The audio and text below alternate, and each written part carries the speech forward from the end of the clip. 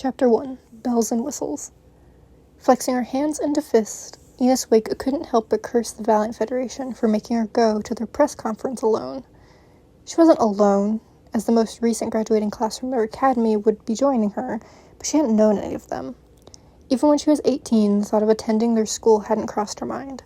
Superheroes, she thought, and their need for everyone to be friends would be the death of her. Until 48 hours ago, Ines wasn't a hero. At least not in the traditional definition that had been set. The term that for her most was thrown around the lower districts of the city was vigilante. What she was doing wasn't illegal, but that didn't stop the Valiant Federation from frowning upon her nightly activities. It was a long-time feud that started back when heroes became the preferred law enforcers, coming with shiny armored suits and their license that told the public that they could use their abilities for arrests.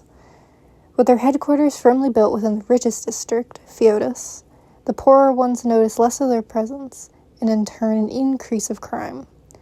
In an attempt to combat the neglect, a few powered individuals gathered their dark clothes and disguises to become their own force of heroes, the vigilantes.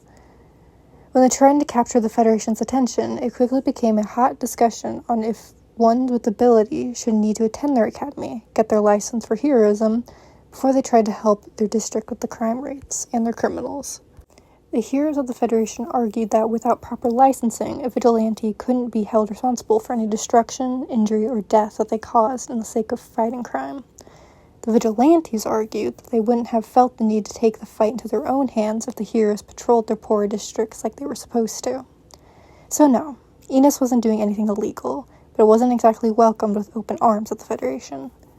She wasn't like the bright-eyed, young-faced students of the academy. At the ripe age of 23, she would be fighting crime unlicensed for 7 years now. Growing up in the poorest districts, the Moors, she learned quickly at a young age to determine who her true role models were, and they weren't the superheroes. She held no intention of applying for the Federation's academy, seeing no point in wasting years in classrooms and training facilities when she could make a difference now. And Ines was fine with her decision. She didn't want to be tied down with paperwork or press meetings, nor did she totally agree with all the rules in place for the heroes. Waiting for confirmation from higher-ups before taking action, marketing themselves in a way to be adored like celebrities to the public. When she first started the vigilante gig, she made her stance very known, earning her the title of the Eagle. It only made sense, with her heightened senses and her longing for freedom. Many consider her ability as weak, but she knew that couldn't be further from the truth. With the creation of the academy came the idea of power tracks, 8 groups that abilities were classified into. Ines fell into the perception track because of her heightened senses, which were both a blessing and a curse. It could get overwhelming quickly with a constant stream of stimulation, but in vigilantism, it came in handy to see the smallest muscle twitch in a fight, or hear whispered plans of criminals before they could follow through. She carried being a part of the perception track with pride, knowing that the Federation didn't value their abilities as much as other tracks. Now she had felt like the largest hypocrite in the city, sitting at the large desk with millions of microphones scattered across it. Her only saving grace was knowing that she was here to speak on behalf of the vigilantes in the city, rather than joining the Valiant Federation as a new hero. A bridge over troubled water, so to speak, a way to mend a strained relationship between hero and vigilante. As reporters rushed around, finding their seats and confirming last-minute questions, Ines scanned the room for the one friend she could blame for this mess. In the back stood a lanky brunette, a year older than her. His eyes, green, locked onto her brown, giving her a knowing smile as if reading her mind. He probably was, being in the mind track and all. Nathan Cuddy, or as the media held him, Nexus, was smothering a poorly concealed laugh with the back of his hand. Unlike Ines, he wanted to join the academy since he was a young boy, and was lucky enough to be picked for the Dauntless Scholarship when he turned 18. Although luck was a cop-out word, everyone knew he was one of the best mind track vigilantes in the Moors, so it would be no surprise if the Valiant Federation came out and said that they rigged the scholarship lottery. Either way, Ines held her tongue and congratulated her old friend. When he got his license, they made a pact to continue their duo despite the ongoing Cold War between heroes and vigilantes. After 6 years of keeping that promise, that was how she ended up in the room of human vultures, just waiting to critique her for her choices with her powers. He had met with her in their apartment in the Moors, not on hero hours, as they came to call it, and asked her to help reform the Federation. It was the very thing they'd fantasized about as kids, and who was she to turn down the offer? You should be ashamed of yourself, throwing me to the wolves, Enos thought, knowing without a doubt Nathan was listening. Since they were kids, he was always welcome presence in her mind, always connected through his ability. Confirming her suspicions, he rolled his eyes, waving her off as the room began to quiet. Leaning back in her chair at the very end of the table, she observed the newly graduated heroes as they awkwardly filled the rest of the seats on the small stage. The room suddenly erupted into a thunderous applause as the number 1 ranked hero in the country walked to the front of the stage with a modest smile. Eric Roth, one of the founders of the Academy, and a powerful fire user in the Cinder Track under the name Calfaction. A joke, in Enos's opinion. "Thank you for joining us," he greeted in a booming voice once the room showed their gratitude. Without another word, he gestured to the class behind him, eyes locking on to the odd man out. Polite claps sounded from both the new heroes and reporters, but Enos just stared back at Roth. As soon as he stepped off the stage to the back of the room, the reporters lost their composure, shouting for the attention of those sitting. It was no surprise that most of their calls were aimed at Enos, but that didn't mean she was going to be the first one to speak. The younger heroes looked around, lost, clearly having missed the memo of what to do. "And you said I was cruel. You're just gonna let them sit there and squirm?" A voice that was not her own said in her mind. She once again looked over at Nathan, who looked minuscule standing next to the top hero. "Awkwardness builds character," she shot back, grinning in his direction. "Is that why you're such a pain in the ass?" She could barely cover her laughter as she sat up, resting her elbow on the desk in front of her. Pointing to a middle-aged man on the left side of the room, the others sat down and prepared their notepads. "Thomas Thorpe, the Lion-Hearted," the man introduced, looking at Enos with an intense look that caused creases on his face. The title sounded almost foreign, so she ruled that it must be a company in the higher districts like Feotis, especially with the suit he was wearing. She nodded in acknowledgement, waiting for his question. "You've been very clear in your beliefs as the Eagle that the heroes' organization is extremely flawed, especially nitpicking on the rules set in bounds to protect those on missions. Is there a question in there, Mr. Thorpe? Why should the public trust you to work beside these heroes when you've shown nothing but hatred for them?" He finished with a huff, pen hovering over his notepad. A valid question, she'd give him that. Nathan unintentionally let some of his irritation seep into her mind, feeling like wind blowing over a lake, cold as needles as it settled into her own thoughts. "My collaboration with the heroes is strictly based in the best interest of the poorer districts. That being said, the Federation was the one to ask me to come in and give an alternative perspective to the organization to prevent the little man from being forgotten. I have no intentions of endangering anyone, hero or not, but I'd like to see some of the reformations in how the Federation functions," she stated, eyes firmly locked onto the reporter. A sound of pens scribbling on notepads filled the room, along with a few clicks of cameras. She reached for her almost empty water bottle, swallowing the contents before relaxing back into the plush chair. Faint shuffling in the back of the room alerted her of Nathan moving around. She couldn't decipher what he was doing before another reporter called for attention. "Melanie Knightley, of the Splash Report," a young woman chimed in with a timid voice. Under her eyes were bruise-like bags of sleepless nights, and her hair was haphazardly thrown up into something akin to a bun. The words sounded almost unnatural in her tongue as she spoke, like the format of the meeting was foreign to her. "What type of changes can we expect to see back in districts like the Moors?" "Hopefully more heroes will be posted there. While I know my fellow vigilantes are more than capable of handling the different crimes that are posed in the Moors, I'm hoping to push for more hands on deck. It's one of the many changes I'm compromising for," Enos explained. The woman offered a small smile to thank her, sitting down as she began to write down her response. Before Enos could look for another reporter, she caught movement just off stage to her right. Snapping her head in the direction, Nathan offered out another water bottle, taking the empty one. She offered a grateful smile, accepting it as one of the students began to answer a question. The reporters kept glancing over in her direction, shifting their eyes between her and Nathan as he stayed near the edge of the stage. One reporter had just finished asking about what the districts the new graduated heroes would be patrolling when a short man in a press suit shot up, red in the face. His eyes were locked on Enos, a promise for at least an entertaining question to follow. She nudged Nathan with her foot, mentally telling him what she had seen through their connection. Why would a vigilante like you want to work with the Valiant Federation? You want nothing more than to tear down the organization that has kept us safe for generations, he shouted, voice ringing in her ears. A few of the other reporters nodded along to his shouts, some vocalizing their concern. Shifting the bottle in her hands, she leaned closer to the microphone to answer, but was stopped by a hand on her shoulder. Looking up, she was met with Nathan silently asking if he could speak instead. I've known Enos Wake for over half of my life. He started to address the room. A few people shuffled, but namely Roth, as he watched his co-worker deviate. She has a perspective that none of us heroes could offer about the lower districts.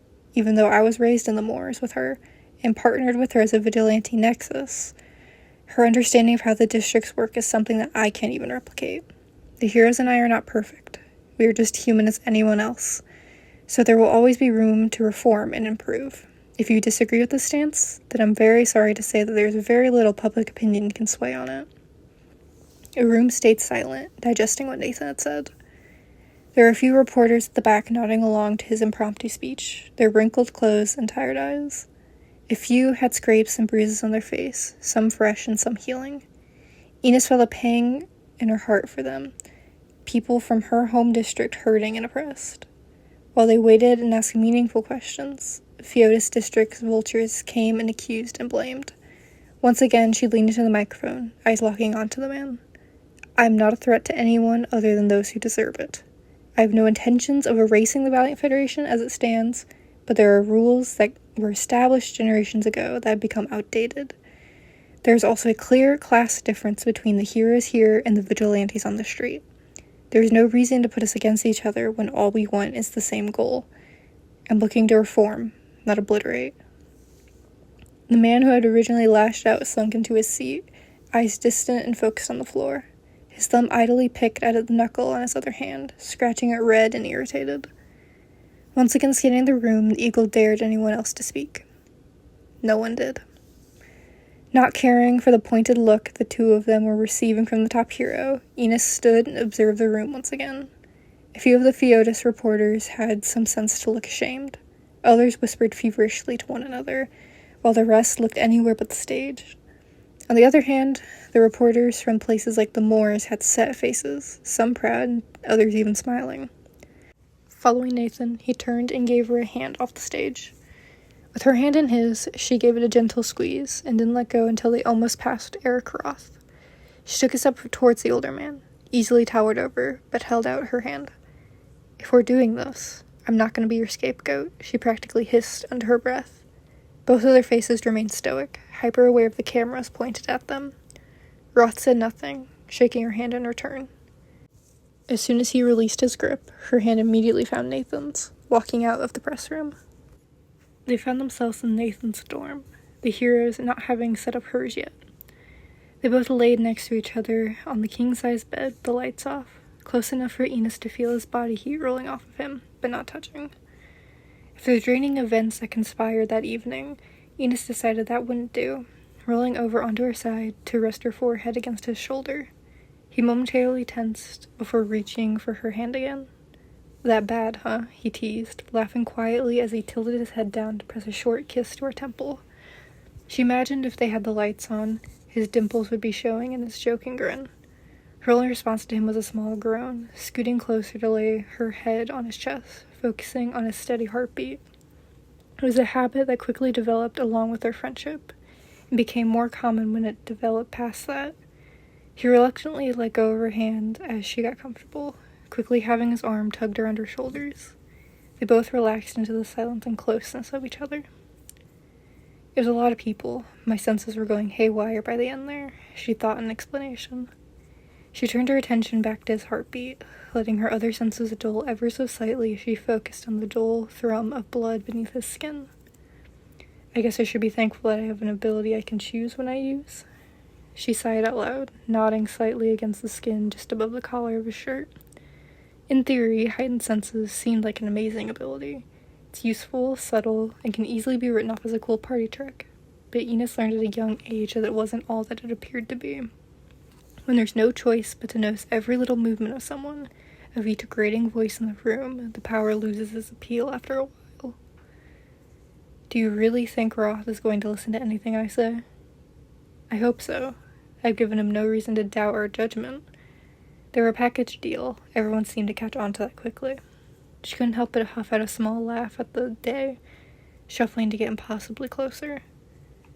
I'm glad that I have you on my side, she whispered, not wanting to disrupt the silence for any longer than necessary. Me too, he hushed back, hugging her tightly. In the late night, Enos got restless. She had tried to lure herself back to sleep with the quiet snores of Nathan, but her sleep schedule was still skewed from her nightly activities as the Eagle, and she found it hard to settle. Glancing at the alarm clock, reading an unreasonable time that could be debated for early morning, she thought back to where she would be on patrol right now, somewhere near the banks and the ATMs of the Morris district. Standing with cracking joints, she slipped out of the doorroom, curfew be damned. The soft lighting from the overhead lamps gave the hallway a warm glow, nearly orange with its pale light. The electricity's dull buzz settled in her brain, the sound barely masking muted voices and footsteps throughout the building. She padded quietly past the dorms before finally reaching the common room, which was just a spare area that had a table, couch, and TV for anyone to use it. Walking to the table, she stood with every little engraving by those who had sat there. Few were actually legible, initials and names, she was sure. She couldn't help but snicker at a crude heart drawn around 2 letters, thinking that it was something that she would have seen back in high school. There was one carving in the side of the wood that made her pause. She rubbed her thumb over it, carefully studying the words. It's lonely at the top. That one's been there for years, a rough voice called out from the darkness. Startling, Enos jumped away from the table and searched the shadows for the newcomer. Entering the room was a short man, a head full of light gray and bushy facial hair to match. He pushed a janitor's cart along with him, wielding a broom as he stood in the middle of the room. Do you know who wrote it? She asked quietly, looking over the other indentions.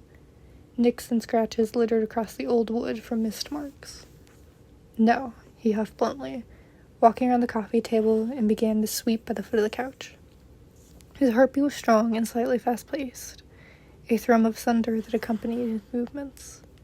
The bristles scraped against the hardwood floor with a grating sound, aggressive strokes that were accompanied by white knuckles. He avoided her eyes, his shoulders square and unwavering. Something about the sight made her frown, taking a step away from the table and closer to him.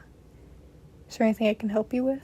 Enos asked quietly, shifting restlessly on her feet as the old man sighed and rubbed the bridge of his nose with his free hand. He stared at Enos before giving a firm shake of his head and walked back to the cart in certain strides. No can do, hero, he gravelled, pushing through the room into the hallway behind her. I'm not a hero, she retorted automatically, not catching her tongue like she had been trying to do since she got here. Other than her small outburst in the press room, she applauded herself from refraining to roll her eyes at the reporter's stupid questions. Nathan even agreed that she handled the new spotlight better than he expected. The older man stopped for a second before he turned towards her, smiling with something that didn't quite meet his eyes. Sure you aren't, he said, voice disbelieving. That humble act you all carry is so original nowadays. He didn't allow for her to get another word in before continuing down the hallway with a quiet tune whistling from his lips. Enos watched him until he turned a corner, completely out of sight.